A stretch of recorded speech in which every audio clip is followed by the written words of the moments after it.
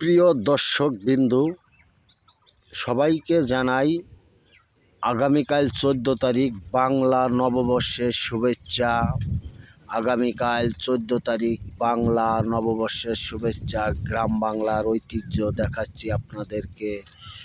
গ্রাম বাংলার ঐতিহ্যের মধ্যে রয়েছে ঘর বাড়ি, গাছপালা, কৃষি ফসল, বিভিন্ন জাতের গাছপালা ও কৃষি ফসল। এই এলাকাটি হচ্ছে সালতা থানা, আটঘর ইউনিয়ন, গ্রাম বিভাগদি।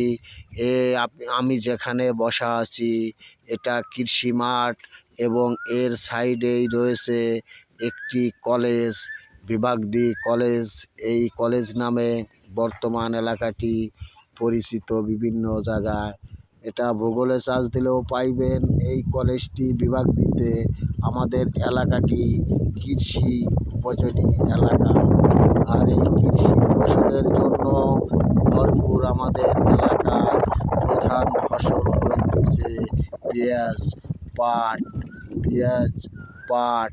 যেই পাটকে সোনালি আঁশ বলা হয়, সেই পাটের দৃশ্যটি আপনাদের উপভোগ করার জন্য ভিডিওটি করছি।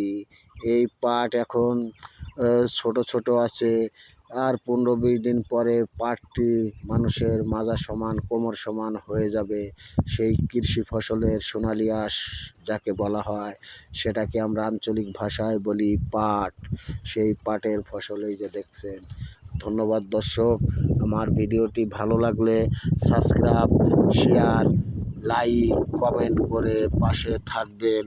আমি আপনাদেরকে জানাই আন্তরিক অভিনন্দন ও আগামীকাল বাংলা নববর্ষের শুভেচ্ছা। ধন্যবাদ, সবাই পাশে থাকবেন।